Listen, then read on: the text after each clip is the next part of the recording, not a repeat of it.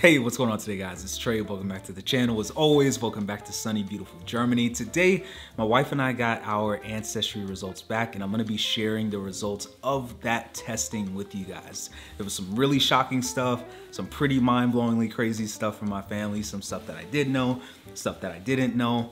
So, without further ado, stay tuned. Let's get into it.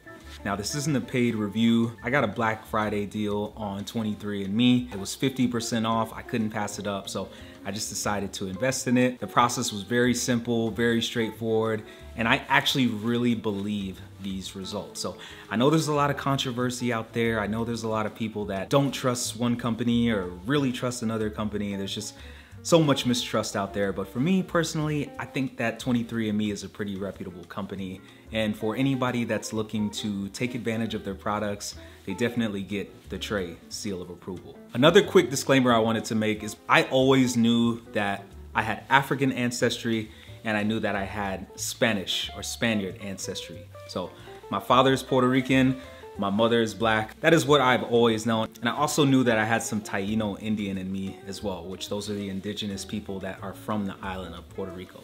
So those are the three things that I always knew I had. But after getting these test results back, I can tell you guys that I am so much more than what I thought I was. So let's not waste any more time and get into the results. So one thing that I really like about 23andMe is everything can be found on an application, the results, any new updates, meeting family, meeting friends. Everything basically takes place in the app, and the user interface is really, really smooth. Basically, when you open it up, you're gonna be met with this map here, and it kind of gives you like a color breakdown of where your ancestry is from. And on top of that, it also gives you a pie chart of what your makeup is. So looking at my results, I was not too surprised. So obviously everybody's percentage is going to be 100%. So you're gonna see your name and then you're gonna see 100% on there. So when I look at mine, I see that I am 72.9% sub-Saharan African. And as you can see here, I am 63.2% West African, which that is pretty awesome. So I'm 43.8% Ghanaian, Liberian, and Sierra Leonean. I was actually really surprised by this because I thought I would have a higher percentage, but I am 9.1% Nigerian, shout out to Nigeria. I am 3% Senegambian and Ghanaian, and I am 7.3% broadly West African. I am 8.7% Congolese and Southern East African. I'm 8% Angolan and Congolese, 0.5% Southern East African, 0.2% broadly Congolese and Southern East African, 0.4% African hunter-gatherer, that is really awesome, and I am 0.6% broadly sub-Saharan African.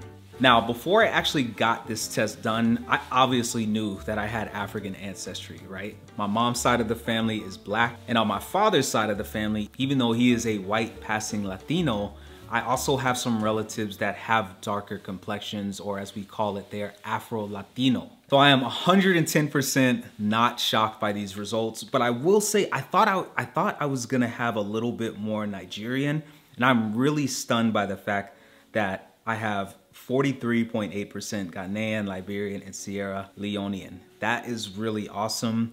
And honestly, it feels good to know where my family comes from specifically, where my ancestry comes from. It's really, really, really awesome. Now, this next portion of the results is what really stunned me the most. Now, like, I have the most Latino name on the face of the earth, so obviously I knew I was Hispanic. I knew that my father's side of the family came from Spain originally. And I mean, it is what it is. Like, if you saw my name on a job application, you would assume that you would be seeing the most Latino person walking through the door. So looking at these results, I'm 22.9% European. I actually thought it would be a little bit higher, but obviously no complaints here. So I'm 20.2% Southern European, 19.9% Spanish and Portuguese. I'm really surprised to see Portuguese on there, but obviously it's like the same region, and obviously back in the day, borders didn't really matter. Obviously Spain and Portugal are neighboring countries, and so at the end of the day, my ancestors could have come from what is now considered Portugal. They could have come from what is now considered Spain, who knows? But at the end of the day, 19.9% Spanish and Portuguese. I'm also 0.3% broadly Southern European, so I'm assuming that that might mean somewhere around like the Mediterranean Sea, or what we know as like the Costa del Sol. And that's probably why I had like that really fuzzy feeling while we were there a couple of weeks ago. That was one of the best places that I've been to in Europe so far. Now here's the most surprising portion of the test for me, and I know the percentages are not high by any means, but at the end of the day, this is my ancestry and this is what I'm comprised of. So 1.9% Northwestern European. That for me is pretty shocking. I just knew for a fact that my ancestry came from Southern Europe. I had no idea, and obviously, like, you know, a lot of traveling happened back in the day, and humans throughout human history have always traveled. Nobody has ever remained stagnant. We have always been traveling as a species for thousands and thousands of years. So but I will say I'm still a little bit shocked to see the 1.9% Northwestern European. Now here's the big one, because I know about 70% of my I know about 70% of my subscribers and people that watch this video are from both of these countries, but I am 0.9% French and German. So guys, for my German subscribers out there, your humble narrator is German.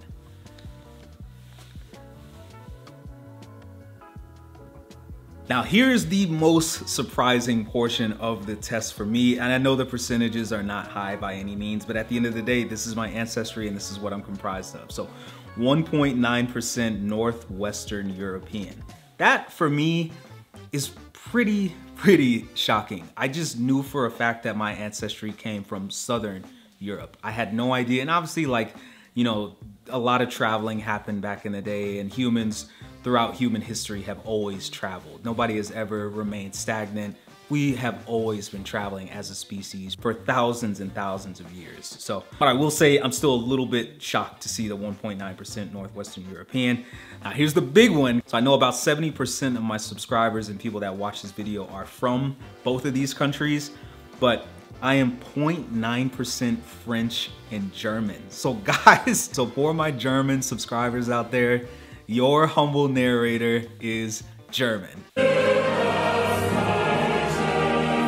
Now, all jokes aside, guys, that's pretty cool. Like, not gonna lie, probably one of the most surprising results that I got, even though it is only 0.9%, so less than a full percentage. It's still pretty cool to know that myself and my son Golden have some German ancestry in there. So, and this is where we live. So this is really cool. So next time you see me, give me a hug, because your boy is German. Now, hands down, the most surprising result for me personally is this next one coming up here. And that is, I actually have 0.4% Jewish ancestry. Now that for me is like, my jaw almost hit the ground, because I didn't expect to see Jewish ancestry on my results at all. So some way, somehow, one of my ancestors out there was Jewish, and obviously that has been passed down. Now, what I will say is pretty interesting is when I first looked at these results, I think at one point in time, my results, I was actually 1% Jewish, and now it's obviously dipped down to 0.4%. So the results do change, they do vary, but yeah, very shocked to see Jewish on the list. And then to kind of round things out with European, 0.4% broadly European.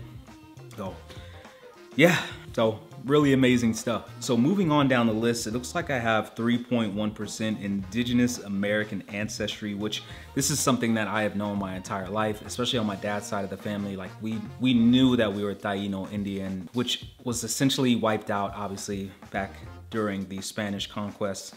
But yeah, 3.1%, that actually really like makes my heart. It's really good to know that I have Indigenous American ancestry, and like obviously I wouldn't like abuse that at all. Like I'm not gonna go back to college in America and say like, hey, I had Indigenous blood, give me all the scholarships. I already got enough scholarships, so we don't need to worry about that. But 3.1% Indigenous American ancestry, that is awesome. And then continuing to go down the list of trace ancestry, coming in at 0.6% Iranian, Caucasian, and Mesopotamian, and then 0.2% broadly East Asian. Now, This one is a little bit surprising to me because I actually thought that I would have I thought that I would have at least a full percentage of Arab ancestry. So obviously Iran, you know, Mesopotamia, that entire part of the world, I guess, is considered the Arab world and the modern world. But I really thought that I would have a little bit higher of a percentage because every time I have been to the Middle East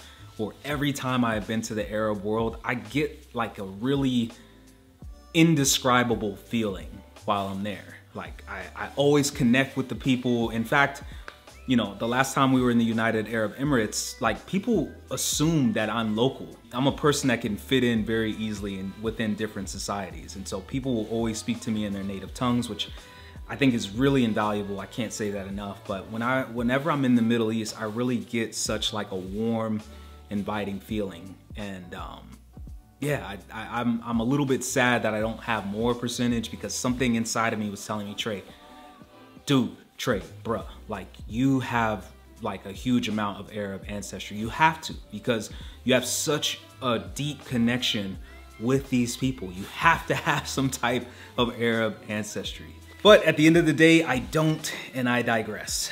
So moving on down the list, I've got 0.5% unassigned. Now, obviously, who knows what that can mean? You know, I could have had, you know, one of my ancestors could have lived somewhere, you know, traveled around and done this, done that. So basically, just to break down what unassigned means, is there's a wide range of human diversity in the world, and sometimes our algorithm is unable to match a region of your DNA to a specific population with confidence.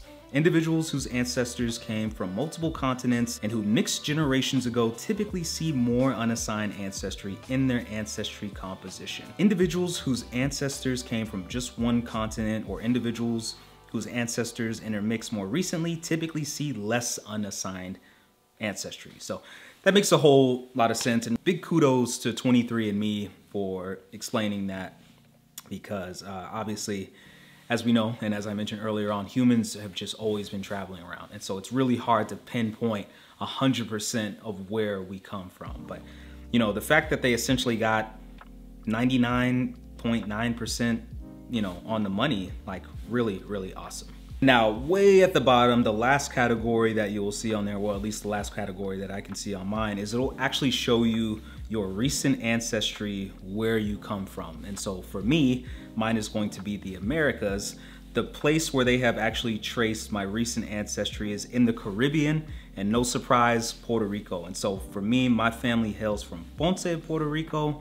I also know that I have a lot of relatives that live in Salinas and Bayamon. Puerto Rico is obviously not a huge island, so very small, and obviously Puerto Ricans, for the most part, historically speaking, have moved around a lot. I know nowadays everybody typically tends to stay, you know, where they live. If you live in San Juan, you know, you're gonna stay in San Juan. If you live in Bayamon, you're gonna stay in Bayamon. If you live in Mayagüez, you know, you're gonna stay there. But back in the day, obviously people were moving around a lot. But for me, the #1 place where my family hails from is Ponce, Puerto Rico. So for all my individuals out there from Ponce, like, ya tu sabes. So those are my results. Now, one thing I will say, and my wife and I got a good kick out of this when we first looked at the results, is I actually had a pretty substantial amount of Chinese ancestry on here. But for some reason, I don't know if they like ditched that category and like turned it into something else. But yeah, I don't see any Chinese ancestry anymore. So I'm assuming that it got transformed into something else or got put under trace ancestry. But I got a good kick out of seeing the Chinese ancestry on there. So, you know, after living in Hawaii for all the years that we did, it feels good to know that I like have some Asian ancestry in me, because I absolutely love Southeast Asian cuisine and just Asian cuisine in its entirety. Indian, Thai, Japanese, Korean. I love Southeast Asian cuisine so much. I honestly thought that I would have a way higher percentage.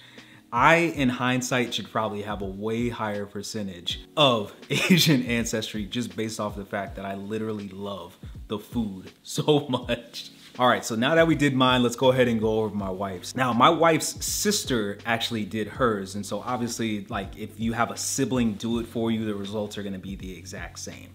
So looking at my wife's results, it looks like she's got 71.2% sub-Saharan African ancestry, which is, I think, like a couple of points of a percentage less than mine, but it is what it is. So she comes in at 60.8% West African, a whopping 30.9% Nigerian. That is amazing. 17% Ghanaian, Liberian, and Sierra Leonean, 4% Senegambian and Ghanaian, 8.9% broadly West African, 10.3% Congolese and Southern East African, 10% Angolan and Congolese, 0.3% broadly Congolese and Southern East African, and 0.1% broadly sub-Saharan African. So for both of us, pretty much the same. The only thing I really noticed that's missing from hers is the hunter-gatherer, which I just think is so awesome to have on mine. No offense, babe, but just really, really awesome to have that under my ancestry. And now, looking at my wife's, she's got a pretty significant higher percentage of European ancestry than I do, but looking at hers, she has 27.9% European ancestry, 27.9% Northwestern European, 19.5% British and Irish. Now, pause. Let's talk about the British and Irish ancestry with my wife. Now, guys, I gotta tell you, so my wife's sister, Tiara, if you're watching this, hi, love you, miss you, can't wait to see you guys in a week. But my wife's sister, we joke all the time, she looks Irish, like straight up. She's got red hair, she's got freckles, and she just looks Irish. Now, we always joked about that before our son was born. My wife also has red hair and freckles as well. Would you know that our son was born, our son Golden was born, and he's got the reddest hair ever, and I can assure you he's most likely going to have the freckles as well. So I always get a good kick out of it. I think that my wife, her sister, her mother, and her father, they are some of the most beautiful people that I've ever seen on the face of the earth. And so I am not personally surprised to see the Irish ancestry, because I literally see it every day when I wake up and walk around this house. And now that we're going back to Chicago for Christmas, I'm gonna be seeing a lot of red hair and freckles walking around that house. Even in my little niece, Aaliyah, she's got redder hair than everybody. So this is another really shocking one. My wife has 6.6% French and German ancestry. So my wife is way more German and French than me, and that's no surprise. She's got 27.9% European. So a lot of her ancestors obviously hail from this part of the world in comparison to mine. Mine come from more of the southern portion of Europe. And so 0.5% Scandinavian. That's actually pretty shocking, not gonna lie. My wife, son, and her mom all have the same eye color as well. It's like this green, hazel, gray color. I personally think it just looks green, but when you factor in the Irish ancestry, you know, they are Irish. They are as Irish as it comes, seriously. And then to round things out for the European ancestry, she's got 1.3% broadly Northwestern European. And so that could be obviously a number of different things. And then she's got 0.6% trace ancestry, which this is just a screenshot, so I can't really look at it.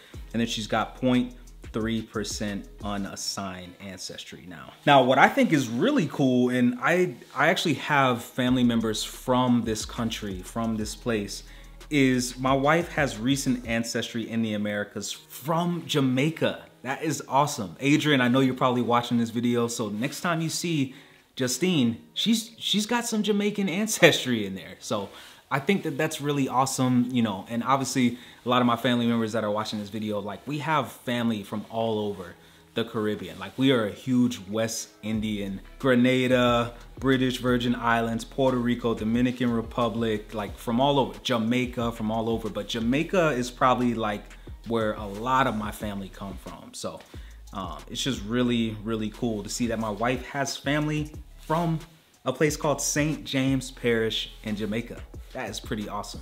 So yeah, guys, that's our ancestry results. A lot more shocking and surprising than I had initially thought it was gonna be. There were a lot of different results that showed up for us that honestly stunned both of us. But at the end of the day, the world, as large as it seems, is still a very tiny place. And our ancestors have been roaming this place for thousands and thousands of years. So yeah, I thought it was a really cool opportunity. You know, obviously this isn't a sales ad I'm not being paid to say how good 23andMe is, but man, 23andMe is pretty awesome. And what I've noticed so far is that they always send like these updates, and like I've been able to track down family members in Puerto Rico, which is really, really amazing. And so if you're one of those people out there that, you know, is curious about where you come from, I'd highly recommend. I'm pretty sure they're most likely gonna have one more special before the year ends. By the way, it's Christmas time. It is snowing outside right now.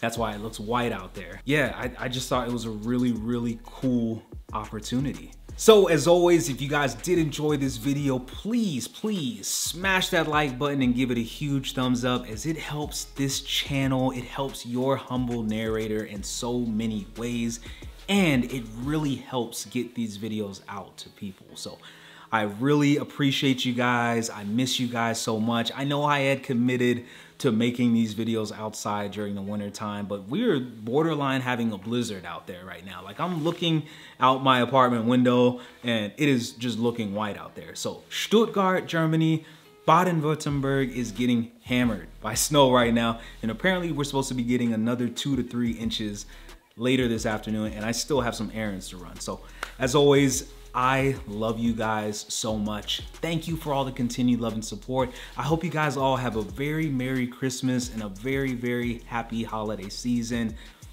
Miss you guys. Look out for more of these videos. We are headed to Chicago next week, which I'm really excited for. Yeah, it's a 9-hour flight, but who cares? I'm excited to get back with the family. We're gonna be heading to Missouri as well. We're gonna be having an awesome, awesome time in the Midwestern United States. So thank you guys for everything. So YouTube, thank you. Mahalo for watching.